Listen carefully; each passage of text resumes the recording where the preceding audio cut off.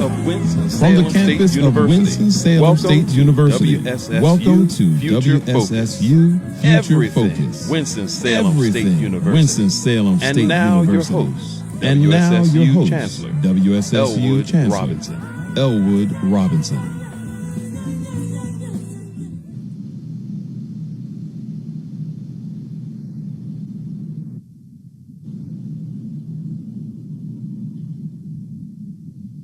Welcome to a very special Future Focus Now. My guests are 3 Live crew, hosts of 102 Jams morning show.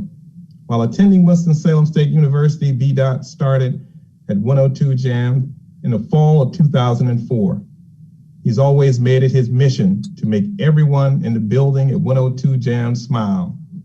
Gaining more confident, B-Dot eventually took his talents to the stage as a stand-up comedian. By the time he graduated from Winston-Salem State University in 2006, he was a fixture on the Wild Out Wake Up show as the funny man of the mornings.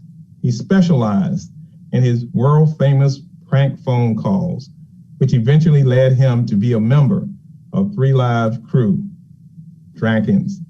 Drankins started out on the campus of North Carolina A&T State University, hosting campus and community shows. At that time, being on the radio seemed just like an idea. His career on the radio launched during his debut during several comedy contests on 102 Jams. After winning consecutive years of the comedy contest, Drankins became a regular on the Wild Out Wake Up morning show at 102 Jams. His daily crazy shenanigans became his signature, something everyone in the building and listeners wanted to hear and experience. Roxy graduated from WSSU in 2011. Listening to 102 Jams every morning before school, Roxy knew this was her dream job. It was my love for radio and admiration for previous morning show talent like Africa that prompted me to seek an internship with the hottest station in the Triad. Roxy joined the 102 Jams family during her time at Winston-Salem State University, starting off as an intern and then moving up in the ranks. Now she is one of the 3 personalities that make up the best morning crew in the world. Dreams really do come true. I live mine every day. Roxy loves making a difference by mentoring young girls. She's a very strong believer in giving back and remembering where you come from.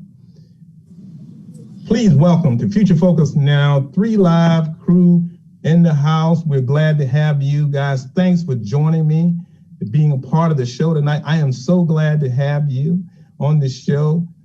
How are you, by the way? How's everybody? B-Dot, how are you? I'm doing great, Chancellor. I got a new air fryer and I can't wait to use it. I can't wait to see you use it. You might. Hey, I'm putting pictures up at by 10 o'clock. I'm gonna have pictures up on my steak with parsley on it. Chancellor, I think you ought to cook something right now while our viewers can see you. I could. No, don't stop. Robinson, please don't.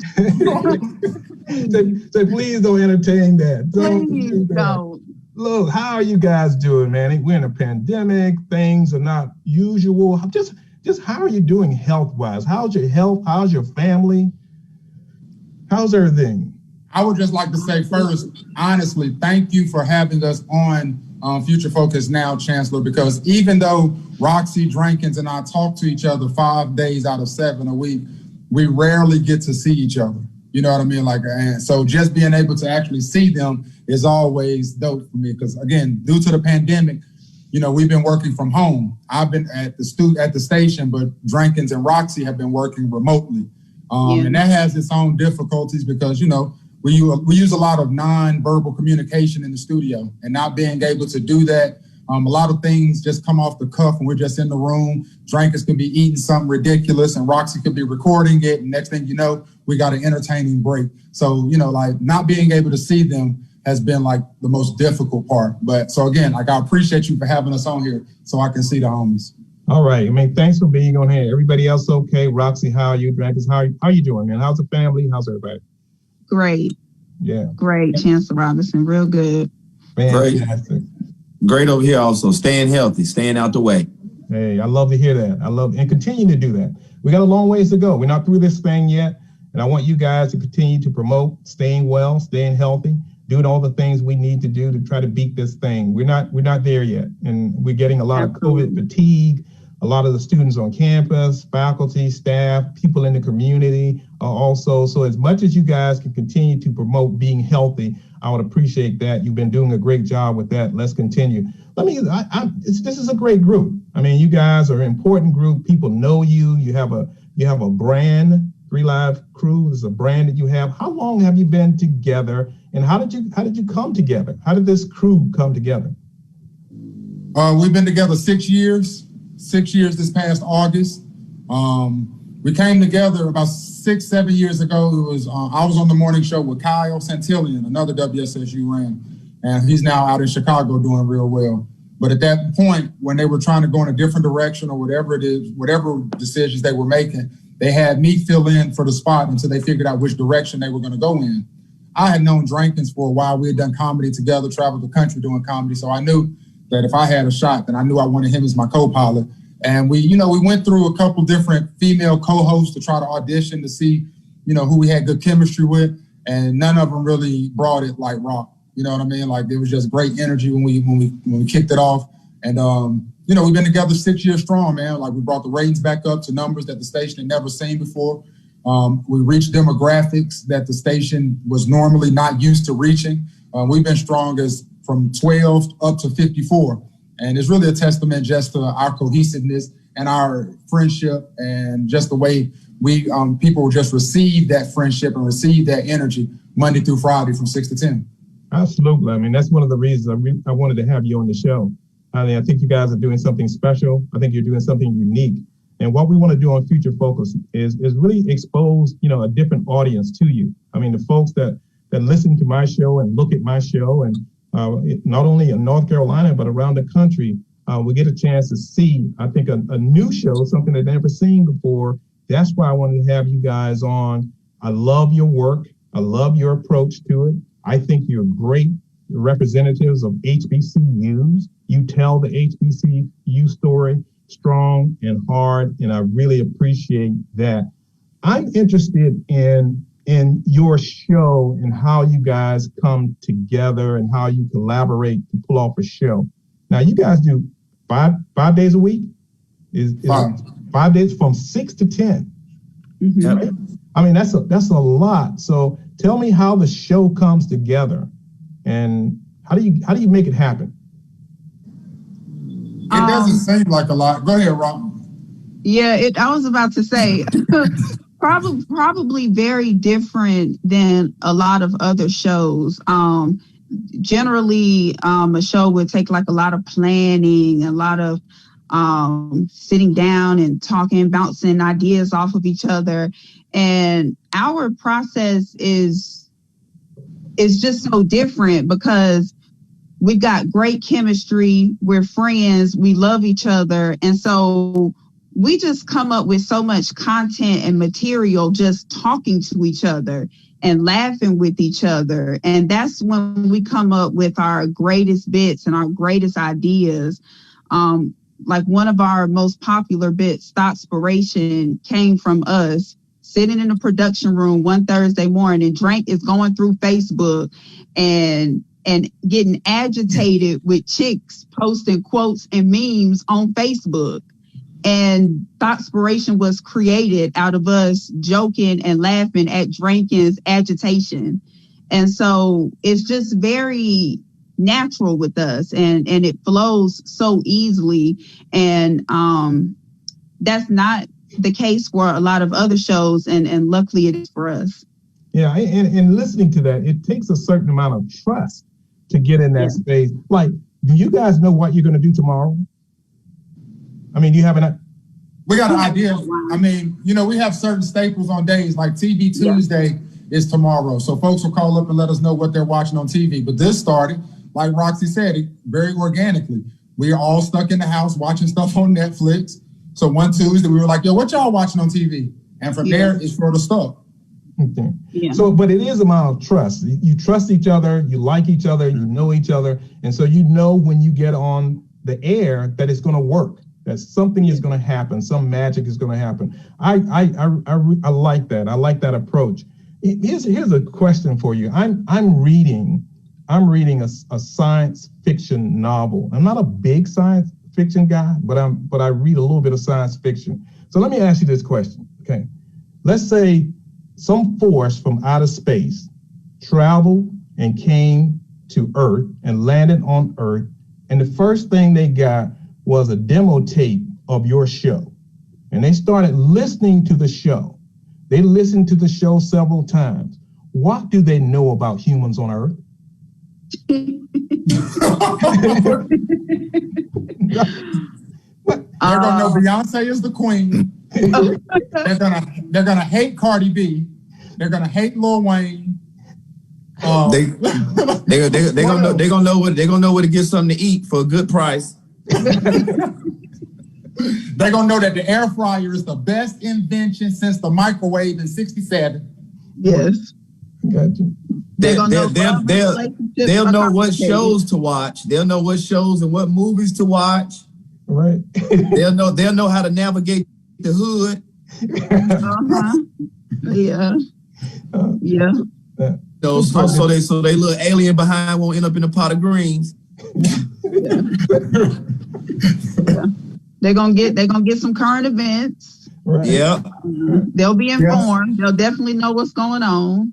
Yeah, they're gonna know about the Dallas Cowboys and the Panthers. They're definitely gonna know about those. Yeah. And of course, they're gonna know that HBCUs run the world. Mm-hmm.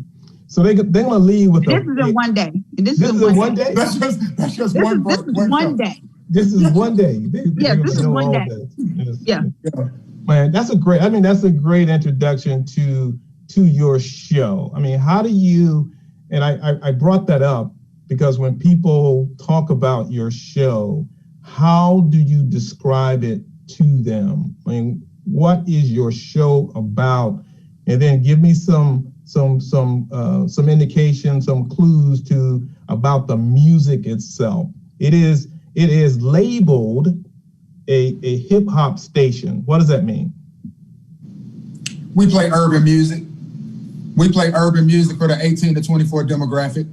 That's pretty much what it means. In the 90s, hip hop was in the 18 to 24. You got Biggie, Pop, Hot Boys, No Limit, Lauryn Hill, Lil Kim, Foxy Brown, that type vibe. Fast forward to 2020, you got Drake, Migos, Cardi B, Megan Thee Stallion. You know what I mean? Like, so that's pretty much what it means. That 18 to 24 demographic is who we cater to, urban.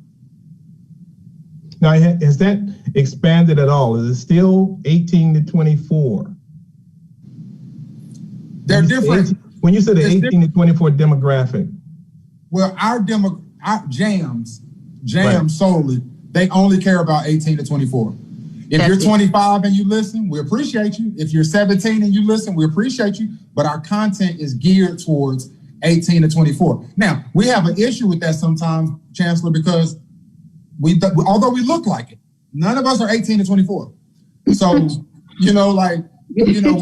we're married with children and kids in high school. So it's, we still try to keep the music is there for that 18 to 24. And we try to come in between breaks and fill the gap for that 25 to 35, but we do it in a way where it's entertaining. The 18 to 24 can still relate.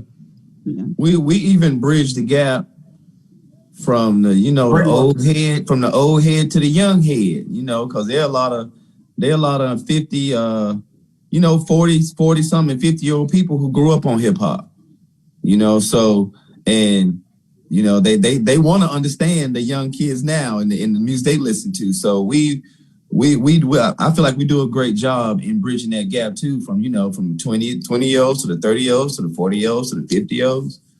Yeah. So, but in terms of looking at that gap, bridging that gap, how do you think the old heads and the old schools, certainly not older than I am, because I actually was, kind of part of the beginning of kind of the hip hop generation.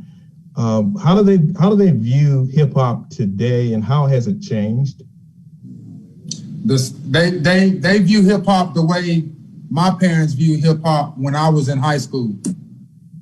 I can't understand what they're talking about. What is this Bone Thugs and Harmony? You don't even know what they're saying. Like, what is this? What is Genuine riding a pony? What are y'all listening to? It's the same type stuff that we get today. Like, what is NLE Chopper and Kodak? Like, what are they talking about? It's the same type thing, man. Yeah. And you guys are comfortable in that space. And how do you stay comfortable in that space? Because like you say, I mean, you're not 18 to 24. How do you stay fresh? And how do you stay current? I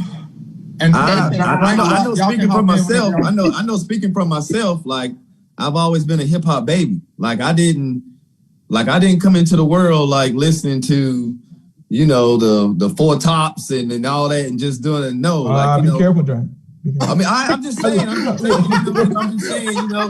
I'm just saying, the Motown days and all that and whatnot. I'm a hip hop baby. So I love hip hop. I love the evolution of hip hop. Hip hop is pretty much the streets.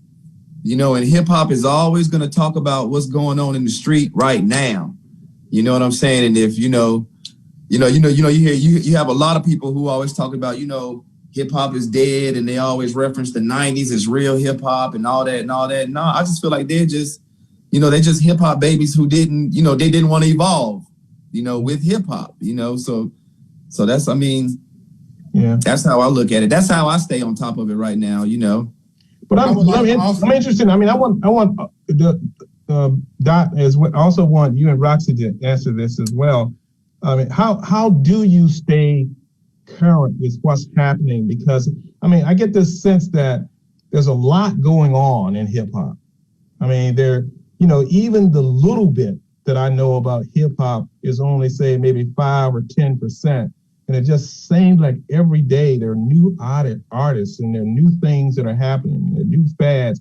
How do you guys stay there? I mean, what do you look at? What do you read? Social media. What do you listen to? Yeah, like since its conception, hip hop has controlled. What'd you say, Rob? I said he said what Drake say? Social media. Drake said social media. Oh yes, yeah. Yeah, but like since its conception, hip hop has controlled that demographic. Like it controls everything, like football, clothing, like it controls everything hip hop does. Like athletes want to be rappers and rappers want to be athletes. They always say that. And from that perspective, Drake gave his perspective. From my perspective, I'm not in radio because I love music. I wasn't a music major or any of that. I'm in radio because I'm entertaining between songs. And honestly, that's the strength of this show. The strength of this show is the entertainment between the songs. Drankins and I really with social media. We give Roxy a hard time all the time because she could care less about social media. But with us being so in the know on social media and stuff like that, also combined with being so heavy at our alma maters. Drankins is at A&T all the time doing stuff. I'm at Winston-Salem State all the time. So we're constantly in those environments. For 10 years, Drankins and I were part of a comedy crew on the Freestyle Funny Comedy Show, where we would go all to college campuses all over the country doing comedy. So we always had to keep that type of energy. And I think that's really advantageous for as far as what we do on the air. We don't necessarily have to like the music, but because we're in the demo, in the idea that we're urban, we're Black, we know the players, we can talk about it, and people can listen to it and appreciate that. Okay. So I'm just a young old auntie. I don't know how. People just like my young old auntiness. It just works for me. It just works. It works. Yeah. It works. I mean, when I think about a morning show, right? And so when I get up in the morning and I turn on to a morning show, I'm looking for stuff. Like I'm looking sometimes to be entertained, but I'm also looking for information. I want to know what's happening in the world. And you guys are sick. You guys from 6 until 10. So you have 4 hours and you talk about your demographic, 18 to 24. What are they looking for in the morning when they get up? And I think that that maybe speaks to how you design and how you think about your show? I think more than anything, they're looking for a good time and they're looking to be entertained on their way to work. Obviously, the politics, gossip, big news stories like that, people want to hear about those things, but with information being so readily available the way it is, they want to hear our perspective, not necessarily what's going on, if that makes sense. They want to hear what we think about Donald Trump tweeting he won the election, and not necessarily that Donald Trump tweeted he won the election. Right. They want to hear our spin and our take on what's going on, because that's something that we can give them in only the 3 Live Crew way that we can. Yeah, I agree 100%. And I think that's why it's so engaging, because with the 3 of us, when you turn it on, you never know which side of the coin everybody's going to be on. Like there are times when Drankins and I are on the same page and Roxy's on the island, times when Drankins is on the island, and there's time where they're making fun of me and I'm on the island. And the listener can identify with one of those players. Yeah. And it's so many times that things happen and we'll see on social media. I cannot wait to hear what the 3 Live got to say about this tomorrow. And so I agree 100% with Roxy. And I think that's a testament to our transparency and our vulnerability on the air. The audience, they know us. They know our families. They know our backgrounds. They know if Roxy's having a bad day, I'll jump right up. Yo, Roxy having a bad day today. And Roxy will jump out and say why she's having a bad day. And then people call up and defend Roxy. Leave Roxy alone. People have bad days all the time. And it's that type of energy. Roxy said one time before that it's just the 3 of us talking. And you all are just happen to be eavesdropping on our conversation. And it doesn't get any realer than that. That's the reality. Yeah. The same conversations we have on air are the exact same conversations we would have in the club, just minus the curse words. Yeah. Yeah. Look, I like that approach. And I tell folks when they come on the show, we just having a conversation. It really is about talking. And then you're right, Roxy, I think you're right. And other people just happen, whoever's tuning in, gets privy to our conversation, as we're thinking about these kinds of issues. So it sounds like on your show, your audience is sometimes looks to you for confirmation. They want to know what you think about that idea. And they call in. And when they call in, what do they call in about? Why do they call you? When they get calls, what do they want to know? You would be amazed at the advice people would want from me as a stranger. Like, I mean, Chancellor, I'm talking about these are life decisions they will call up, and they're asking me to decide the fate of what's going on in their life. And I'm sitting there like, man, come on, man. Like, this is the first day I just met you, man, 2 minutes ago. And you want me to make a decision on the operation like that? No, that's a fact, man. To the point where we have segments on Mondays, we do Manswers. And Manswers is women call up, or either they call or they email Roxy, and they have issues that they're going through in their relationship, females. And Drankins and our responsibility is to give them the Manser. And that is honestly a bit that we take very seriously. Like we are very serious with our answers from our perspective. And we, like, for the past month, literally every Monday, the calls or the topics have been so strong that they last the entire week. People call on Fridays wanting to talk about Mansers for Monday because they couldn't get in on Monday.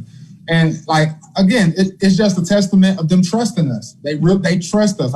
We've gained that trust over the 6 years that we've been, rocking. And it's a blessing, to be honest with you.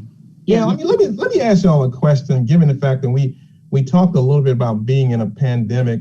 Have you noticed any changes in people calling in or asking advice around issues of isolation and mental health? And we talk a lot about this on campus. And have you noticed a shift at all during this pandemic about the nature of your calls?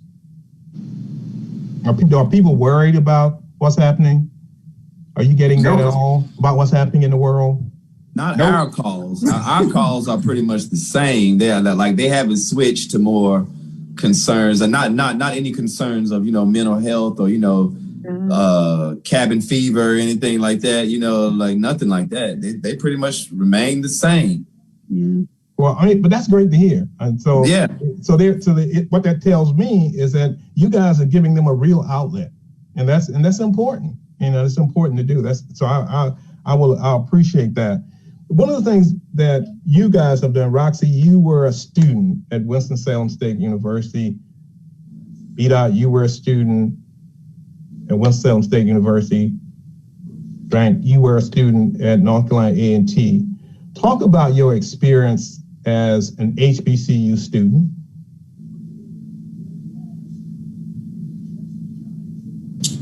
I enjoyed it. Like, simply put, my 6 years were some of the most epic years.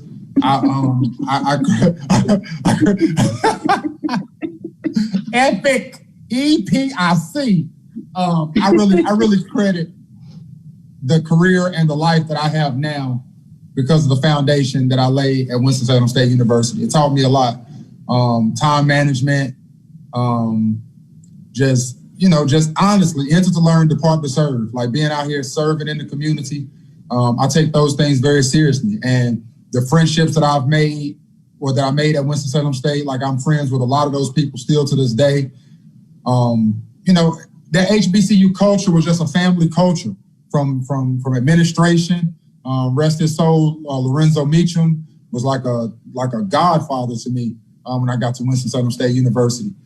Professor Little, that's a man who taught me a lot of things. He was the first person who I went to go vote with when I was a freshman.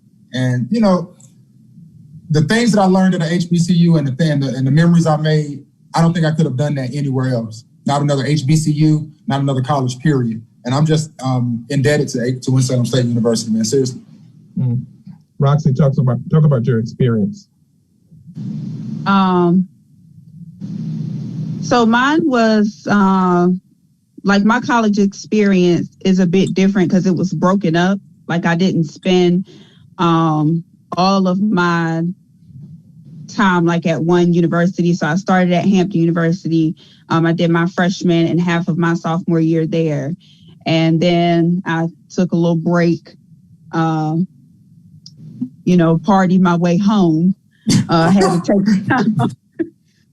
to take some time and regroup, join the military. So when I came to Winston-Salem State, I was a transfer student, a non-traditional student, and a bit more serious. Like I was just trying to, at that point, get my degree. So, it wasn't, it was a bit different than my experience at Hampton, but still family, you know what I'm saying? I made relationships there. Like Dot said, that I still have to this day. I'm on jams. I'm in this position because of relationships I made at Winston-Salem State. You can't describe the amount of family and love and support that you get on HBCU campuses. It follows you everywhere. Yeah. Frank, what about you, man?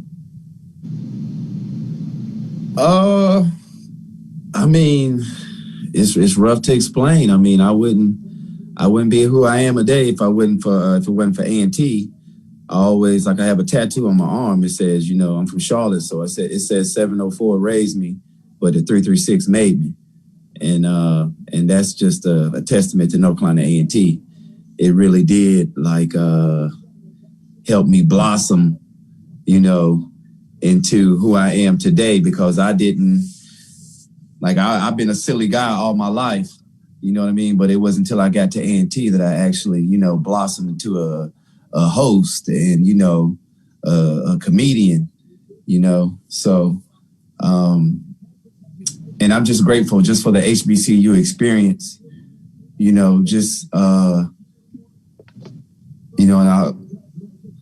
I'm glad I'm not like my friends. Some of my friends I know that went to PWIs, just some of their views, on some things and whatnot. My views are different because I went to a HBCU and wouldn't have had it any other way.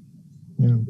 And so one of the things that the three of you, when I follow you and I listen to you, and you carry that with you. I mean, you think about the tradition of the universities that you guys have just mentioned, Hampton, Winston-Salem State University, North Carolina A&T, very strong HBCUs, with notions of service and with notions of social justice. And you guys also carry that with you in terms of the work that you do, not only on your show, but the work that you do in the community. And that's important to see. Talk a little bit about that and how you carry that with the work that you do. And I'm wondering if you think about that in the way in which you carry yourself, the way in which you talk about yourself, that you're representing HBCUs. And if you do, how does that impact what you do? I think we all know that we represent HBCU brands and we are a representation of those institutions, Winston-Salem State University, North Carolina A&T State University, and Hampton. And it's something we take great pride in. We know that when we like to be, to be successful and be able to brag that we were taught at HBCUs. As far as out in the community and just with that social activism part of it, I was late on that train. The person on this show who has always been in the forefront of that movement has been Drankins.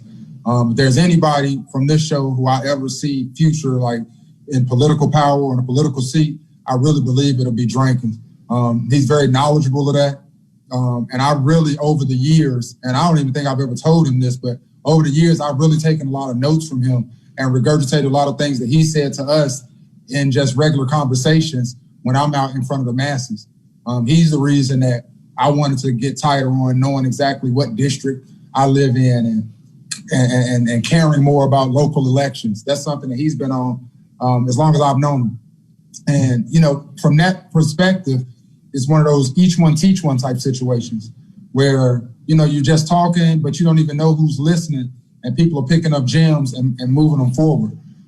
So I'm just thankful to be around the people that I'm around and thankful that I'm able to get that type of conversation from people that are peers of mine so that I can go out and continue to do what we do as Rams, enter to learn and depart to serve. Yeah. Yeah, great. Drankins, talk a little bit about that, man. He just gave you major props in terms of your perspective and how you've influenced him. Talk a little bit about that. That's it's awesome to hear that because that's one thing I always say, each one reach one.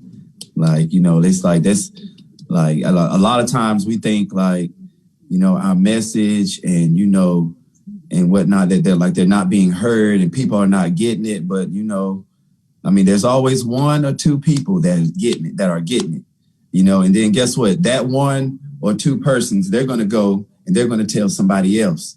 You understand what I'm saying? So it's all about, it's like I say, it's each one reach one, and as far as the local elections and things, as far as that goes, that's always been something that was near to me because I'll probably never ever see the president. I won't even though the presidential election is important and whatnot, but I'll never see the president in my neighborhood, but I do. I can go talk to my mayor, I can go talk to my city officials, and guess what? And all those people, they affect how I live day to day, every day. So, I've always I tell them every morning, and people, I try to tell people, don't get caught up in the propaganda, presidential elections and whatnot and all that, because, your local elections are, just as important. You want to have a voice in the laws that affect how you navigate day to day. If you don't vote locally, you don't have that voice. So, it was awesome to hear that. It was awesome to hear him say that because that's my only goal, Chancellor, just reach one individual. That one individual go reach an individual. That individual go reach another individual. And hey, next thing you know, we got a community. Exactly. I think Black folks have lost that ideal of, it takes a village to raise a child, because, and nowadays I think it takes a village to raise a community. Yeah, you know what I mean? But, because, now it's not like kids these days, they're not dealing with what I had to deal with, and I know that, I saw the internet take off. I saw, social influence and things just affect the day-to-day of kids and teenagers and things and all that. So, it's important. Yeah. And you guys have a powerful voice. Do you ever sit back and think about your voice and how important your voice is and who is listening to you? And I'm wondering if you feel or ever feel a sense of responsibility with that voice and what you say. I mean, Dran, because you were talking about, how would somebody call you and a perfect stranger and then ask for advice? That's because your voice has been elevated to a very high level. And when you guys sit around and kick it and think about social responsibility, you ever think about that? And how do you guys address that at all? I think about my upbringing. That's what I think about, my upbringing. And I feel like I have a duty. I'm from the west side of Charlotte. I feel like I have a duty to represent every Black kid, who grew up in the recreation centers, who grew up not having equal playing fields and equal educational resources, and a lot of these things we don't see till we get grown. But you think back of your child and you be like, whoa, like, for instance, like, I know I played baseball all my life. I didn't know anything about a World Series. It wasn't until I got grown. I was like, so you mean kids can go play for that? You understand what I'm saying? But I was on the west side of Charlotte and I never knew anything about that. You know what I mean? But I played with little Black boys all my life. So being in the position that I'm in right now, I just feel like I think about my upbringing a lot, and just like I have a responsibility to represent all the people where I come from. Beautiful, beautiful, beautiful. Well said. I appreciate that. You guys, social consciousness, making folks aware. We just came through just a major election, and you guys were at the forefront of that. You went on college campuses. You talked about voting, and you just told me about your demographic, 18 to 24. And that's the age that we wanted to reach. And we did reach them because of voices like you all across this country. Just talk to me a little bit about that experience. What was it like being in that space, trying to encourage people to vote, and talk about that and get them to think differently? I mean, we had a lot of work to do. I mean, and we did a lot of work, but we have a long ways to go. I don't know if you guys see people start saying, I'm voting for the first time. That was powerful. Talk a little bit about that. B-Dot, I saw you came on campus a couple times, spreading the word. We'll talk a little bit about athletics. I had Chris Paul on the show a couple weeks ago. He came on campus leading people to the polls to vote. Talk to me about that, guys. I think it's interesting. Like, we're always, when you ask us, do we know how big our voice is? I will honestly say no. I know that we have a large following. I know that people listen, but it's still mind-boggling to me when situations happen like Drankin just said, when people call up and are genuinely making life decisions and ask us for our opinion on it. It's, to me, like what Drake just said, like I'm from the east side of Greensboro, Cumberland Courts. Like I was paying rent at my apartment when I was graduating high school, like poor. You understand? Like, so from that perspective, for people to view me as someone they should take direction from, I know that is a lot of responsibility. And to whom much is given, much is required. So I take that very, very seriously. But it is still surprising sometimes knowing the power that our voices have on a personal level. But even in that same vein, I felt the same responsibility to be out there because I know that I do have that voice to be out there on campus, as many campuses I can be on, telling people to vote, as many videos as I can make, telling people the importance of voting. And I was so happy when I saw that the largest growth was from that 18 to 24 demo. Like, that was very, very surprising to me. And I was very, very happy about that, because that means that the college folks came out and they voted. And I remember going to colleges and telling them, like, when you graduate from college, you no longer think about college. So while you're in college and you have the chance to vote, you need to vote so that your voice is heard. Because once you leave and graduate college, you're not thinking about the plight of college kids, because you have to pay back these loans now, and now you're an adult in the real world. So the only people that control the college voice are college people.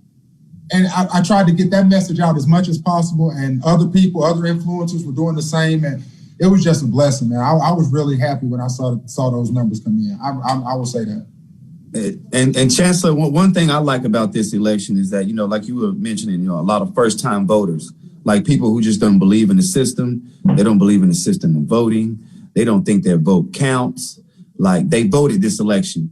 And I'm so glad that, the election turned out in their favor, because now they see if you show up and show out to the polls, you can make a difference and we can make a change. So that's one thing I'm glad that came out of this election, that a lot of first-time voters and people who just didn't believe in the whole voting system, like they see now, like, if we turn up, if we show up and show out, we are the majority. Yeah. I mean, and I agree with you. I mean, it was a beautiful thing. I mean, I had Dr. Greg Carr on my show last week. Greg Carr, Howard University professor, just a brilliant, social scientist, lawyer, talking about the whole wave that we saw in terms of recruiting and getting more folks in this space.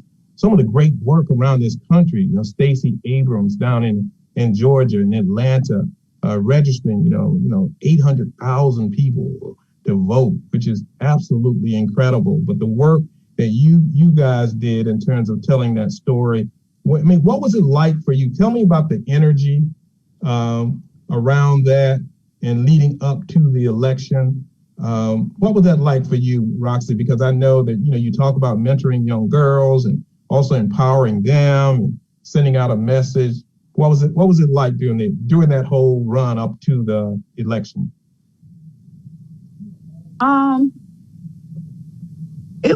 It was good energy. It was good energy.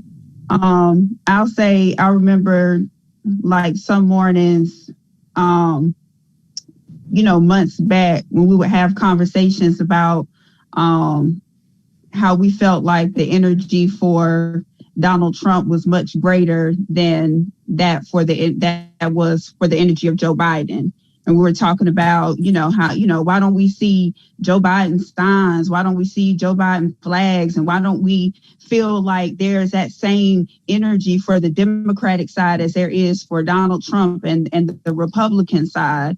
And so it was really good to see, as we got closer to the election, people become more engaged, people become more outspoken, and people put their voices out there and, posting and encouraging their friends and their followers, their family, to go out, do their part.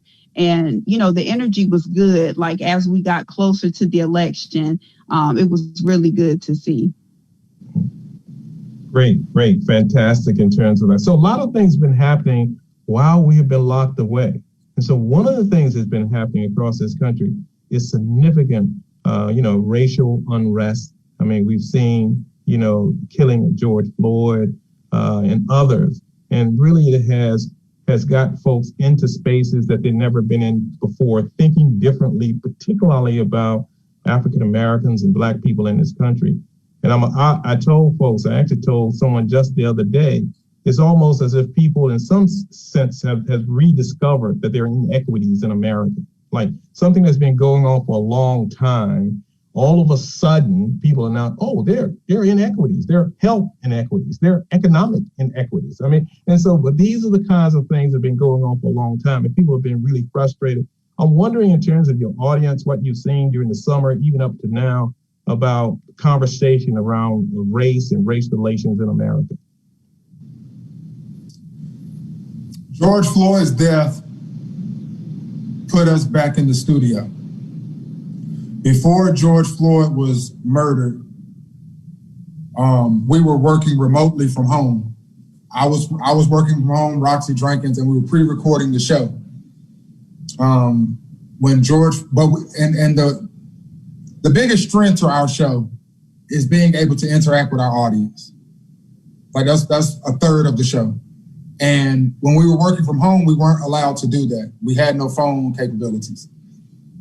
When George Floyd was murdered, my boss and I had a conversation, and I returned to the studio, and Roxy and Drankins were remote. But I did that so that we could take phone calls and sort of get a gauge of the audience, how they were feeling. And, people were upset justifiably, and we were allowing people to vent. Very transparently, I will share with you that during that time, our ratings suffered. It suffered? It went down? Yeah, they went down tremendously. Like from second place to ninth place. And that super concerned us, especially in retrospect, because it almost felt like, and the three of us, honestly, I might be oversharing, Chancellor, because the three of us really haven't even had a chance to really talk about this, but it really felt like our audience didn't want to talk about that. And we really had difficulty trying to gauge exactly how much medicine to put with the candy. And, we felt, again, it was one of those situations where we felt it our responsibility at that time to handle it in the fashion that we handled it. And I think if we had the opportunity to go back, I think we would do it the exact same way. But there was a drop-off in ratings, and I really don't know exactly what to attribute that to, but I do know that simultaneously with us talking about the racial tensions in America, our numbers start to dwindle. And we were on it every day, though. Like, we were every day talking about how upset we were as Black people, how white people needed to do better, especially if they considered themselves our allies. And we were angry. Like, we were angry. And that was like, I think that's really more of what it was, more than anything else. I think our energy, because again, when you listen to our show, it's good energy. Like, we always said that our most important thing is to be entertaining to our audience. We want you to cut on the radio, and whatever you're going through in the world, we want you to throw that out the car for your 15-minute commute to work while you're listening to us. We are your escape from that. But at that time, it would have been irresponsible to have an escape from that. The bits that we normally did, the Mansers, the Thoughtspirations, the garden, all those things felt minuscule in comparison to the weight of the negative energy that was going on in the world. And we all felt, as Black people, as 3 Live, I think I can speak for Roxy and Drake when I say this, we all felt like victims. And from that perspective, we were angry. And I think that energy was feeding out into the airwaves a lot more than our normal routine. And I think that was the reason for the loss in numbers. Yeah. Others, 2 of you want to comment on that? Anyone else? As far as the fight for injustice right now, I do have to acknowledge Generation Z, the young generation. They're not the generation you're gonna let your dog loose. You're gonna let your dogs loose on, and you're not gonna turn your water hose on. Because if you do that, you're gonna really have an even bigger problem. And I admire that in them. I admire that in Generation Z. Just from being out in the streets protesting and whatnot, I see way more younger faces than I see faces with gray like mine. And that makes me feel good, to see so many young people involved in the struggle, so many young people involved in what's going on in their neighborhoods, so many young people involved in, voting, that gives me great hope. Great hope. Great. Couple other areas we want to get into before the end of the show. What's the evolution of you guys? I mean, what's next for you? Where are you going with your show? What would you like to do different? I feel as if our show should be,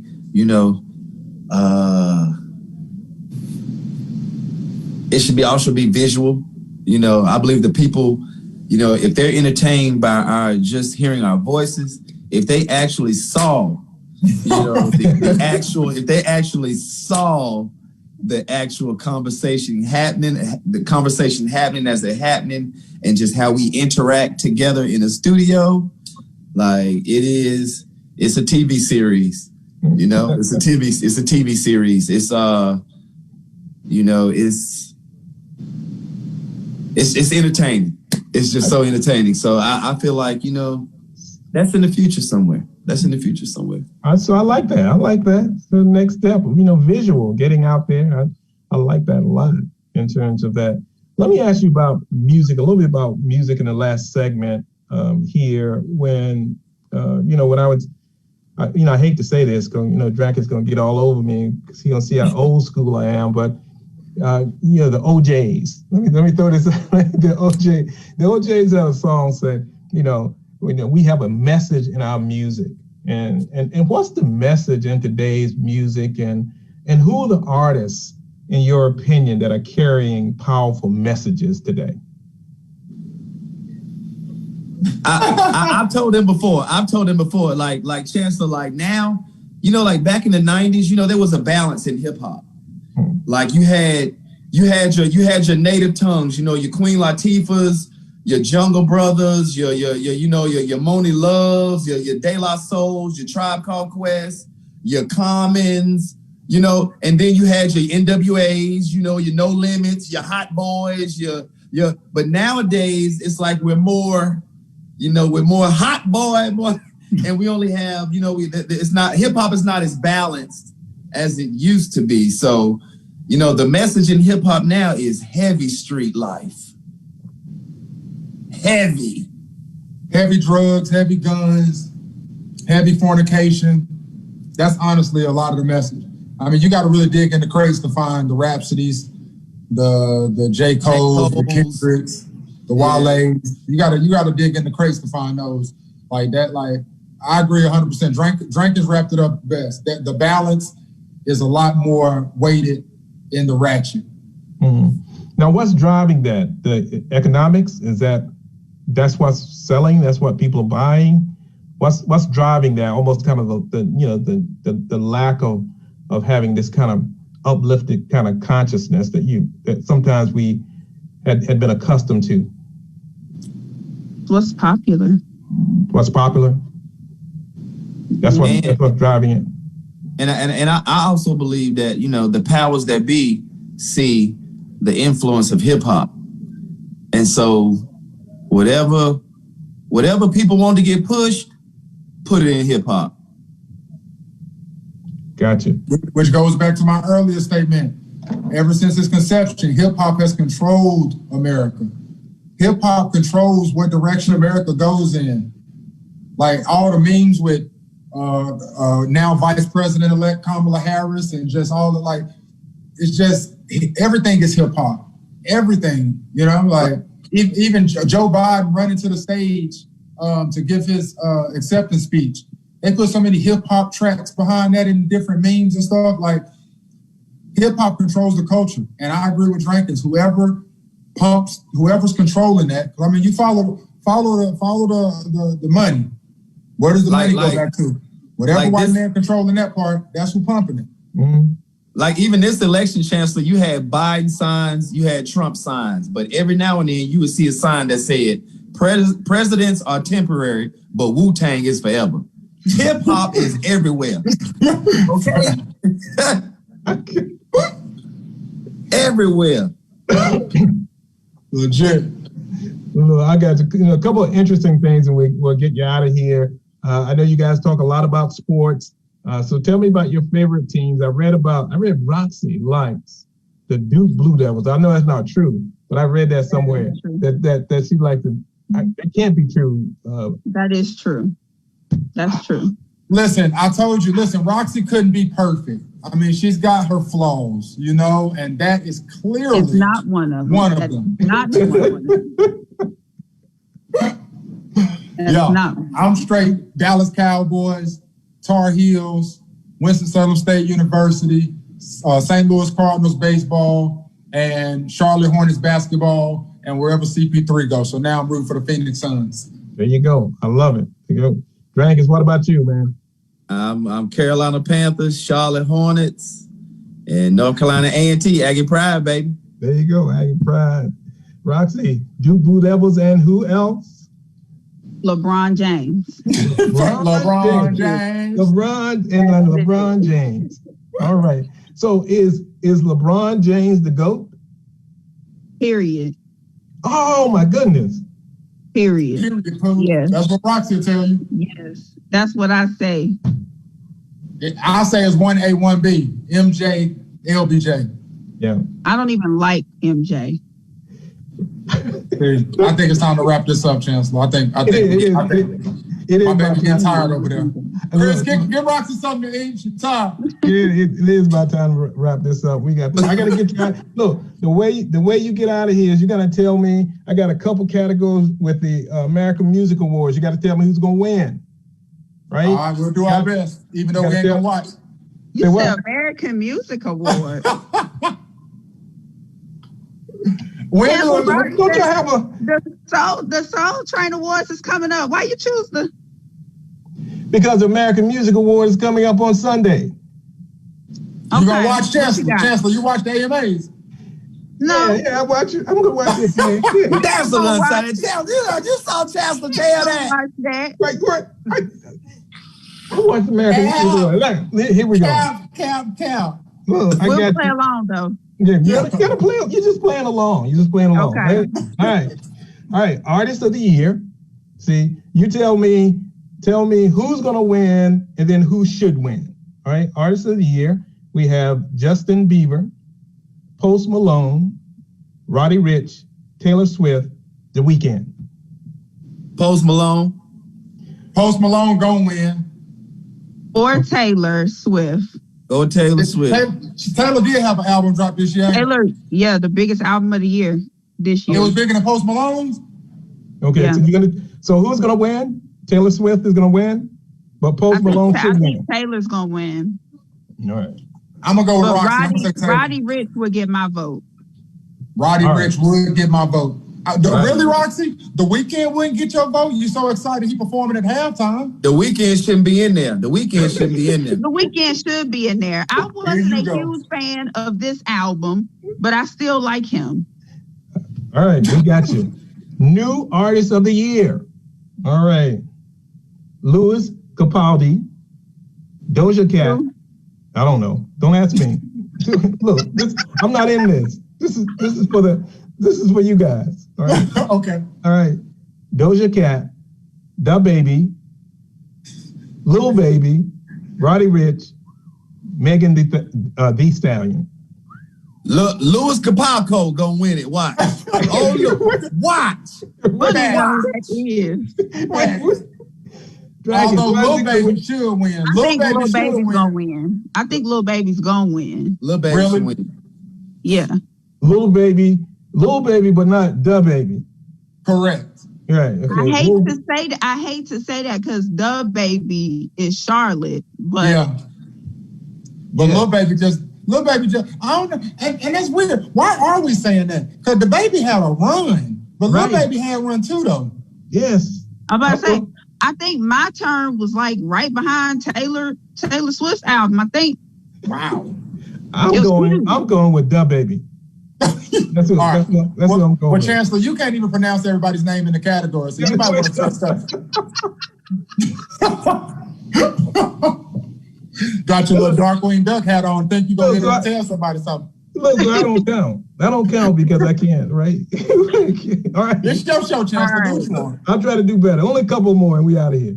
All right. Collaboration of the year. We're going Cardi B featuring Megan Thee Stallion with WAP, W-A-P. Right? Chancellor. Wait. It's just you don't have to pronounce. You don't have to over-enunciate. Stop. Let it roll, God. No, because I'm gonna hear about this in the morning, and I'm let it roll. W-A-P. Let it roll. We back to Da Baby featuring Roddy Ricch with Rockstar, right? Okay. And we got Dan plus Shay with Justin Bieber, 10,000 Hours. Lady Gaga and Ariana, Rain on Me. And then Megan Thee Stallion featuring Beyonce, Savage Mix. This is a good category. That is a good category, Rob. Yes, that is a good category. Who we going with? I think Ariana Grande, though. Ariana Grande and well, you said Taylor Swift and Ariana Grande? And Lady Gaga. Oh, Lady Gaga. I think Lady Gaga and Ariana Grande will win. Roddy Ricch and the baby should win. I think Roddy and the baby will win. Really? Yeah. Yes. That's where I'm going. Do you think they should win? Yeah. Wow. Yeah. Look, enough of that. But I appreciate you guys playing along with me. I appreciate you, coming on the show. This has been a delight for me. A little change of pace. I love it. I love it being here. I will continue to listen to your show. I will continue to support you. Continue doing great work. Continue telling the HBCU story. Continue the work of social justice. We need so many out there. Your voice is loud. Your voice is important, and use it wisely is my advice. And use it wisely is my advice to you. Can I say something to you, Chancellor? Yes. I just want to say I appreciate what you're doing over at Winston-Salem State University. When we had a change in the guard of Chancellor, we didn't know what to expect, but you have been refreshing. You have been a visionary. I think that, I just think you're doing a great job, and I just want to let you know that I will follow you wherever you go, bro. Whatever you need from me, please let me know. I know that you listen to the show because you'll send me a DM talking about something that we were talking about on the show, and it always tickles me that you were even listening. But sincerely, man, you really make our institution look good, and us Rams are really, really thankful that we got you in that spot, bro. All right. Thank you so much. I appreciate you guys. I love you guys. Guys, take care. Be well. Listen to the show. Tell people about Future Focus Now. We are certainly, as I mentioned to you on the radio this morning, we are growing webcasts. I think we do good work. We got a great brand. We've been syndicated. We've been picked up by HBC Smart TV. We also on Sirius XM 142. The show will air on 90.5, and then it'll be syndicated the rest of the week. So you get a chance. And don't tell my boss, but I listened to that HBCU station on Sirius in my car. That's crazy. I didn't even know you were on there. There you go. We are on there. Thank you so much. All right. That's what's up. All right. Good night, everybody. Join us next week for another edition of Future Focus Now. Good night, everybody.